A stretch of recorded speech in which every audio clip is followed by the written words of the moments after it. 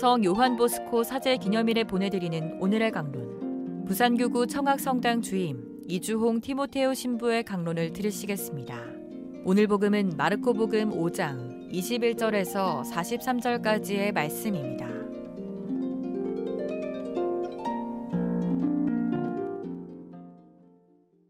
그때 예수님께서 배를 타시고 건너편으로 가시자 많은 군중이 그분께 모여들었다.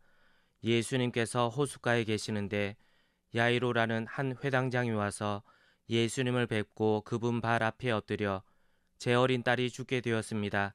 가셔서 아이에게 손을 얹으시어 그 아이가 병이 나 다시 살게 해주십시오 하고 간곡히 청하였다.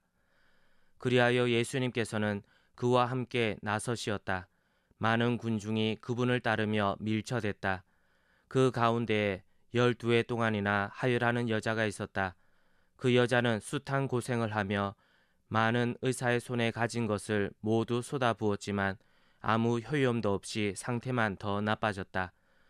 그가 예수님의 소문을 듣고 군중에 섞여 예수님 뒤로 가서 그분의 옷에 손을 대었다.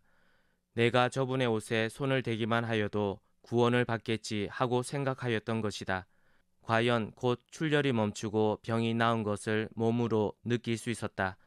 예수님께서는 곧 당신에게서 힘이 나간 것을 아시고 군중에게 돌아서시어 누가 내 옷에 손을 대었느냐 하고 물으셨다. 그러자 제자들이 예수님께 반문하였다. 보시다시피 군중이 스승님을 밀쳐대는데 누가 나에게 손을 대었느냐 하고 물으십니까? 그러나 예수님께서는 누가 그렇게 하였는지 보시려고 사방을 살피셨다. 그 부인은 자기에게 일어난 일을 알았기 때문에 두려워 떨며 나와서 예수님 앞에 엎드려 사실대로 다 아뢰었다. 그러자 예수님께서 그 여자에게 이르셨다. 딸아, 네 믿음이 너를 구원하였다. 평안히 가거라. 그리고 병에서 벗어나 건강해져라. 예수님께서 아직 말씀하고 계실 때에 회당장의 집에서 사람들이 와서는 따님이 죽었습니다. 그러니 이제 스승님을 수고롭게 할 필요가 어디 있겠습니까? 하고 말하였다. 예수님께서는 그들이 말하는 것을 곁에서 들으시고 회당장에게 말씀하셨다. 두려워하지 말고 믿기만 하여라. 그리고 베드로와 야고보와 야고보의 동생 요한 외에는 아무도 당신을 따라오지 못하게 하셨다. 그들이 회당장의 집에 이르렀다. 예수님께서는 소란한 광경과 사람들이 큰 소리로 울며 탄식하는 것을 보시고 안으로 들어가셔서 그들에게 어찌하여 소란을 피우며 울고 있느냐? 저 아이는 죽은 것이 아니라 자고 있다 하고 말씀하셨다. 그들은 예수님을 비웃었다. 예수님께서는 그들을 다 내쫓으신 다음 아이의 아버지와 어머니와 당신의 일행만 데리고 아이가 있는 곳으로 들어가셨다. 그리고 아이의 손을 잡으시고 말씀하셨다. 탈리타 쿰, 이는 번역하면 소녀야 내가 너에게 말한다. 일어나라는 뜻이다. 그러자 소녀가 곧바로 일어서서 걸어 다녔다. 소녀의 나이는 12살이었다. 사람들은 몹시 놀라 넋을 잃었다. 예수님께서는 아무에게도 이 일을 알리지 말라고 그들에게 거듭 분부하시고 나서 소녀에게 먹을 것을 주라고 이르셨다. 코로나 바이러스가 전파된 지 3년이 지나면서 참 많은 것이 변했고 여전히 사라지지 않는 바이러스로 인해서 이제는 지긋지긋한 생각이 들기도 합니다.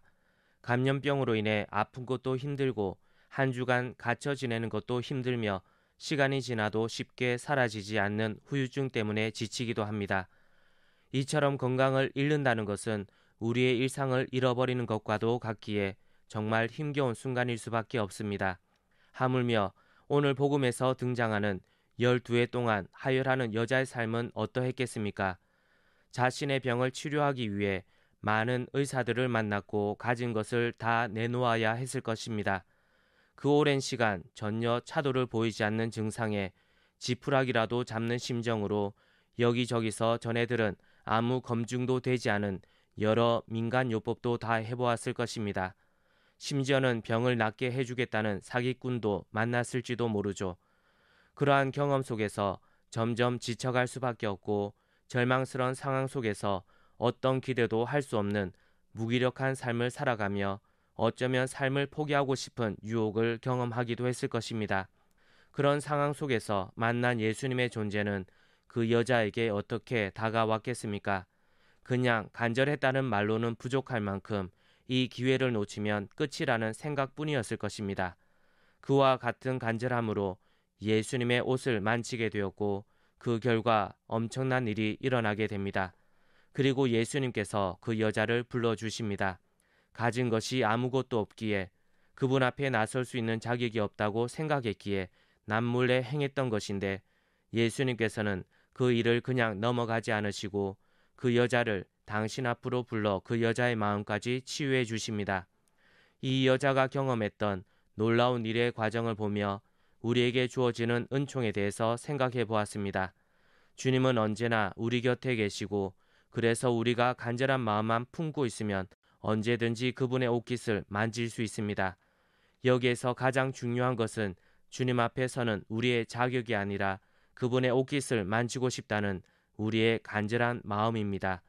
우리의 마음으로 주님의 옷깃을 잡고 늘어질 때 주님께서는 우리의 삶을 판단하시며 은총을 줄까 말까 고민하시는 것이 아니라 우리의 마음만을 보시며 우리가 감당하지 못할 만큼의 넘치는 은총을 베풀어 주시는 분이십니다.